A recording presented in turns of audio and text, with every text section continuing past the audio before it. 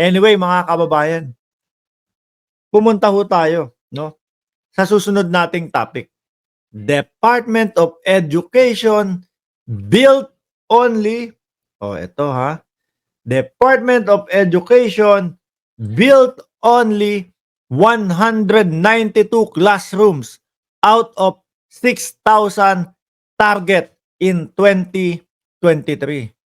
Sino ba ang secretary ng Department of Education noong 2023, mga kababayan, na nangako na kailangan natin ng 6,000 o kailangan makuha natin, makapagpatayo tayo ng 6,000 classroom dahil kulang na kulang ang mga classroom. Dahil mga kababayan, di ba? Ako nung dati pa ho yun, dating-dati pa. Gumraduate ako sa Magat Salamat Elementary School sa Tondo, Maynila, mga bossing. Nung pa lang 30 na kada estudyante noon, no? Tapos nag-Torres High School ako. Medyo sakto lang ho. Pero dun, malamang sa alamang ho, siksika na ang mga kabataan ngayon. Kaya naman, nangako sila, magpapagawa daw ho ng 6,000 plus na mga classroom. Kaso po, 192 lang po yata ang natapos. Basahin ho natin ito, mga kababayan. The Department of Education, sabi dito, the Department of Education built only 192 classroom or 3%, 3% lang out of its target ng 6,379 rooms in 2023 according to the Commission on Audit o COA. Abahan, layo niya na. Hindi man lang umabot o hindi man lang tumungtong ng 10%, mga kababayan. Only 192, no? Or 3.01% out of 6,379 classrooms were constructed in 2023 due to realignment because of modification in the project design, COA said in its annual audit report on the agency. Ito pong mga ito, mga kababayan, lalo na po yung mga DDS, no? Yung mga DDS, ang lakas manumbat kay Pangulong Bongbong Marcos. Ilan ang gusto mong ma-achieve na bahay? 1,000,000 ba yun, mga kababayan, kung di ako nagkakamali? Dahil yun yung pangarap ng ating Pangulo eh. Gustong makapagpatayo ng 1,000,000 pabahay. Ano yan? Hindi na matatapos yan Parang wala ka naman nagagawa Parang kakaunti lang yan Pero wag ka, mga kababayan. Hindi pa man tapos ng ating Pangulo. Pero kahit papaano po, yun naman, umabot ng 85% ang natapos, mga kababayan. Ito, yung mga mahilig magbatiko sa ating Pangulo, na nasaan na daw po yung pabahay ni PBBM, bakit kakaunti lang? 3% lang yung kanilang natapos. Ito, mga classroom lang ho ito mga kababayan. Mga classroom kumpara mo doon sa mga pabahay. Sabi pa ho dito, mga kababayan, asan na ba yun? Ito ba yun? Ito.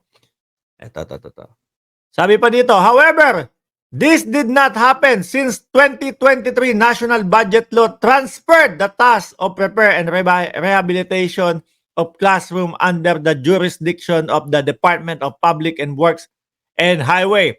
When this was transferred to DPWH to implementation per GAA, General Appropriation Act or National Budget Law 2023, the DPWH had to do their own revalidation and programming of the work.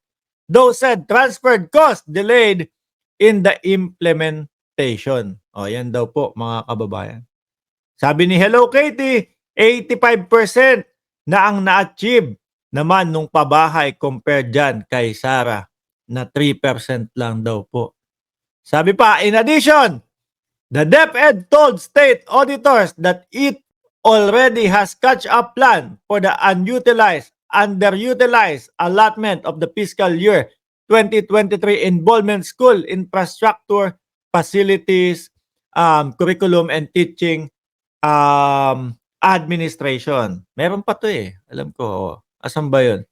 Eto, hindi pa 'yan, mamaya na tayo diyan. Si Max nandoon. Oh, eto pa mga kababayan.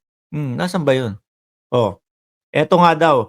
A total of 4,391 classroom are still under construction, ginagawa pa lang, and ginagawa pa din, and 550 are yet to undergo various stage of procurement, sabi ng COA, no? Eh, paano na 'yan? Inuuna niyo yung batiko sa presidente, inuuna niyo yung paninita sa presidente, samantalang yung mga trabaho niyo pala diyan, hindi pa tapos. Eh, paano 'yan? Iba na ang secretary. Pero ako, naniniwala ako kung meron mang ganitong mga trabaho na naiwan ang ating vice presidente, mga bossing, eh, naniniwala ako, no? Naniniwala ako, mga kababayan, na si dating Senador Angara na ngayon po ay secretary ng DepEd, eh, malamang sa alamang tatapusin at itutuloy na ito. Kagaya na lang po, mga bossing, kung naalala nyo yung isang araw na ibinlog natin dito. Ano yon? 1,500 pieces up. Mali. 1 million. Oh, 1.5 million. No? Computers, aklat, at kung ano-ano pa, mga kababayan. Piraso. Piraso, hindi pesos. 1.5 milyong peraso mga laptops, 4 na taon nang nakatenga doon sa storage, mga kababayan. Grabe, ano? Ano po ang sabi ng bagong DepEd Secretary? Eh, kailangan ma-distribute na natin to. Kung hindi, eh ano na yan, ang mangyayari dyan, lilipasan na ng panahon yan. Hindi na magagamit ng maayos yan sa mga susunod na taon. Kaya naman, kilos agad itong bagong Department of Education Secretary, mga bossing. Kailangan bago matapos ang September, lahat ng mga laptops, lahat ng mga yan na nakatambak, no? Eh, ipamahagi na sa mga teacher para naman tuloy-tuloy na ang pagtaas ng antas ng edukasyon ng Pilipinas, mga kababayan. Eh, ganyan po kasi, no? Kapag kayong talagang hindi mo minamahal ang trabaho mo, hindi mo aalamin kung ano yung mga nakatenga dito, kung ano yung mga problema dito, kung ano, etc., etc. Pero pag ikaw, mahal mo ang iyong trabaho, kahit po kasulok-sulukan na problema ng iyong ginagalawan o ng iyong pinagtatrabahuan, aalamin mo yan. Ire-repair mo yan. Oh.